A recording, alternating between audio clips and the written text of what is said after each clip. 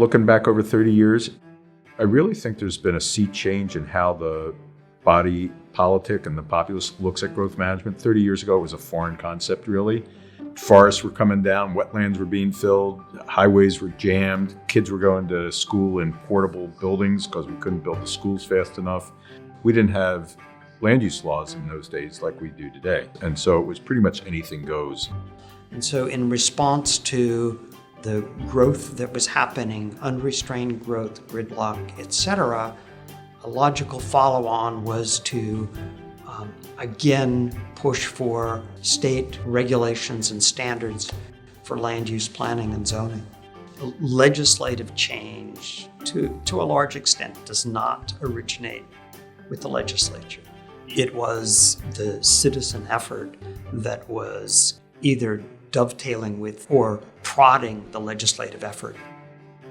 I was a planner in King County in the late 70s and early 80s, and King County was getting a lot of growth, a lot of sprawl, a lot of growth outside of Seattle.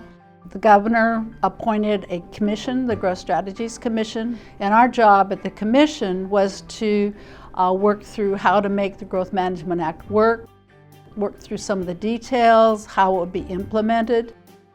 Actually, the first thing that we drafted into the legislation, the requirement to identify your critical areas first and foremost, even before you did the urban growth areas. Growth Hearings Board grabbed onto that and said, in memorable words, the land speaks first. The land speaks first. And so that was a key ruling that they came out with based on the legislation. There was a lot of gray area in the Growth Management Act, and so early on, the Hearings Board clarified what the requirements should mean, particularly in the conservation of ag and forest lands.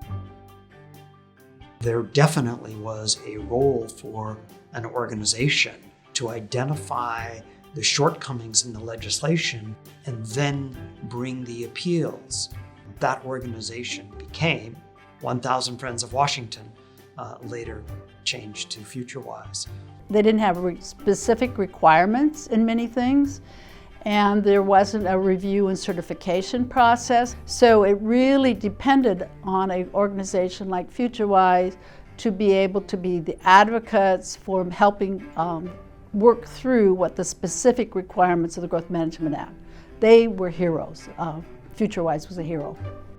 The notion that people who have the possibility of being impacted, perhaps even enhanced, would have a seat at the table is something that Futurewise believes very strongly.